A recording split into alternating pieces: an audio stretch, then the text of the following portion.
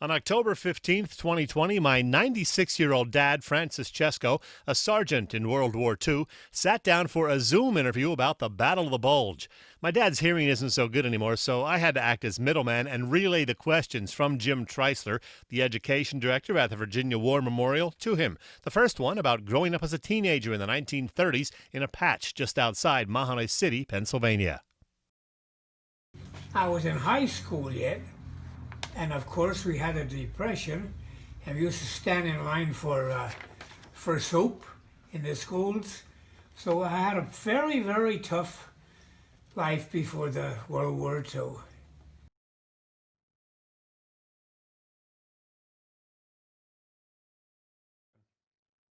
I was drafted, had no choice, right after school. Yep, that was it. Uncle Sam wanted me.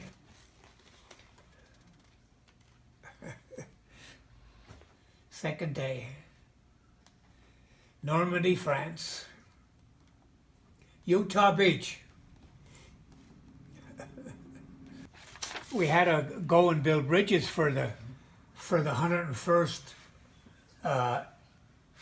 Airborne Division in Connerton, France. And we also had a fight with them to help fight the Germans. Then after that, we took little towns in France, and on my way to say La Haye du Puy, I don't know what happened, but there was artillery, and there was mortars coming in, and I don't know, I wound up in a field hospital, and they were pulling the skin off my arms, legs, and a little bit off my face. Then I spent 2.5 months in France, or in England, recuperating. So after that, they sent me back to the war, but not with the 148th Engineer Combat Battalion. They sent me back with the 7th Armored Division into the Battle of the Bulge.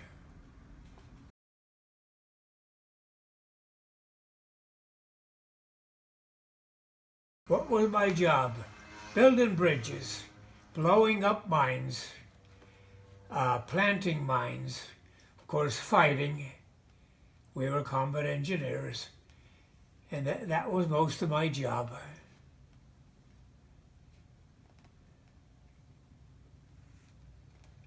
Oh man, that was very, very terrifying. One mistake, and you were smithereens. Lots of pieces. That was it. I was scared. I won't say the word. And the worst thing was the primacord. Oh, that traveled 19,000 feet per second after you set the cap off. But that was pretty good stuff. You could blow trees down and houses and everything with it. So that was it. What other memories? Well, of course, St. Vith, that was the biggest memory. That's where we were up in Aachen, Germany at the time, December the 16th, 44. And they said, load up, we're going back 50 miles. So we thought R&R. Oh yeah. So we go back 50 miles, and it was supposed to be friendly troops. But it was the enemy. So we had to fight them to get our objective of St. Vith. And when we got it, we had to fight our way into it. And it was awesome. Oh my goodness, we had other help from other divisions, but we had an awful time getting to it. And the St. Vith was a very vital rail and road center that the Germans wanted. They wanted it the first day. But we fooled them, and we held for 5 days till our reinforcements came up. And we still got pushed out. So after we got pushed out, we got help, and went back in, and we captured it on my 21st birthday and hung the banners up. Hallelujah. It was very, very sweet, 21st birthday. You spent Christmas there also, right? Tell us about Christmas. Christmas. Oh, yeah. December 25th, yeah.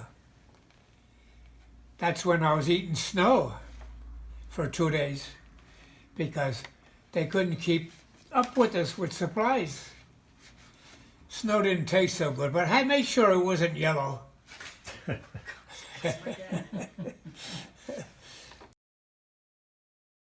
I wasn't inside of a tank. No? No, I was with the Combat Engineers. I climbed in them once in a while, but that was about it. Yeah. No, I had nothing to do with tanks, except load them up. We used to plant the mines. And the one time, we had a bazooka, and we aimed it at a tank, and it misfired. And the tanker, German tanker, I could see the turret was starting to turn my way, and I was in the window of a building. Well, boy, I beat the 100-mile dash out the back window, and they ran the tank out around the building after us. But thank God, there were some tank destroyers behind us, and they blew the German tank to bits. And that was a narrow escape, very narrow. And lots of artillery came in and real close. And we had one lad from New York. An artillery shell comes in and over our head and landed in front of him, and it blew him apart. And, that wasn't too nice. Then we'd advance, and we saw a German soldier with his arms off and his intestines spread around. It was a gruesome sight. And one of our guys from another outfit went and picked the arm up and took the ring off, or the wristwatch off his arm, and then he got his bayonet and chopped the ring off his finger. Oh boy. Yikes. It was terrible. Yeah. Well, a pontoon bridge. We built one across the Rhine River in 36 hours.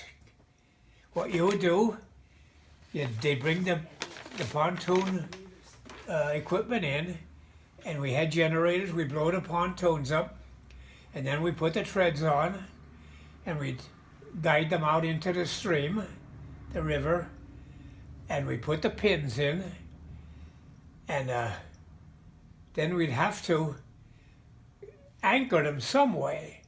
Now they used to have pile drivers to anchor them, but that would take a day or so. So what we used to do, we'd go find little boats along the river edge, and we'd fill them with rocks, tons of rock. Oh, how many we put across there? Maybe 10 or 12 across the 13-foot Rhine River.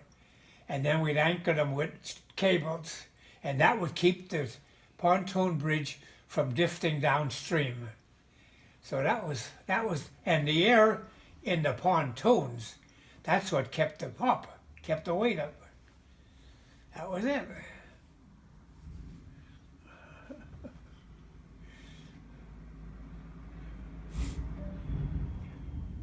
Oh yeah, we were told to take a little part of a forest. It was just small, and they didn't know how many enemy there could be in there. So we had to go up with just a squad of 12 men, And this one man from, I won't mention any names, he put his rifle up against my belly button.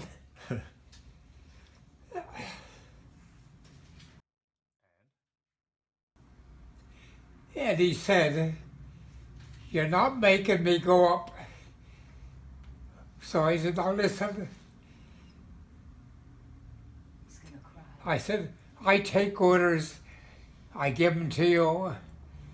I said, "Why don't you go down to the CP and talk to the commanding commander and see what he will have to say?" So he listened to me, and I never saw him again. That was it.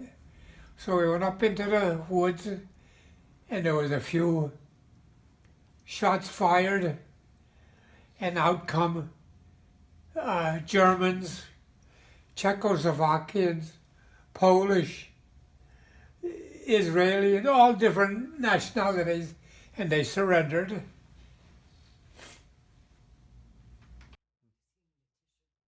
That was it.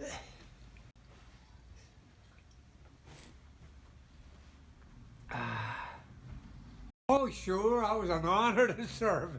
Not happy. Sure.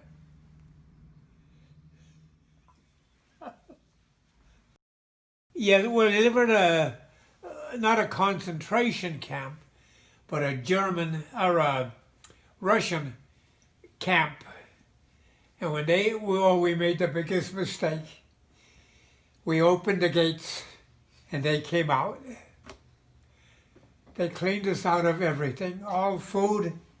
They were eating dead horses. Oh my God, stinky horses. Oh, it was awesome. Yeah. Russian soldiers, that would be? Oh yeah, Russian soldiers. Yeah, we visited, Rose and I. Yeah, sure. But we didn't know I didn't know anything of it, though. It was altogether different. And what was that like being back there? What was that like being back there? Oh, well, that was an honor to just get back there and see it. It was very nice to see it again. And talk with the people.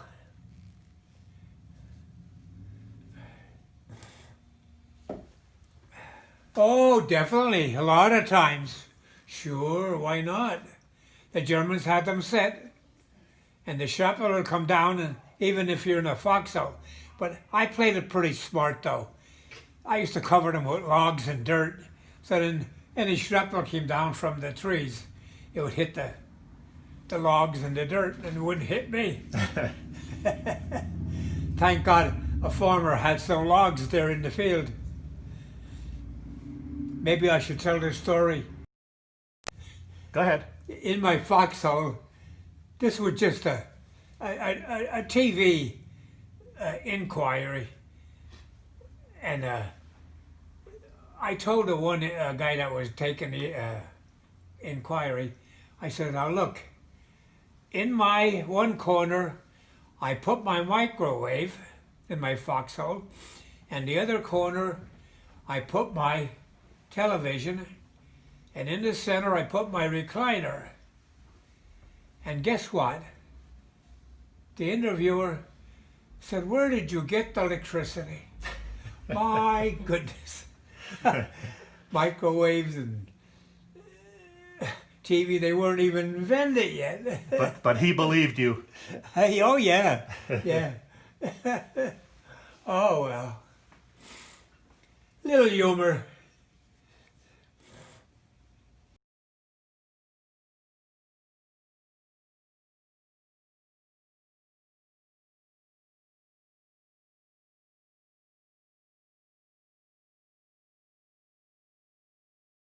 Oh, goodbye everybody, and that was very good. I hope I did a good job, but I was proud to serve. Thanks. It was an honor. Thank you.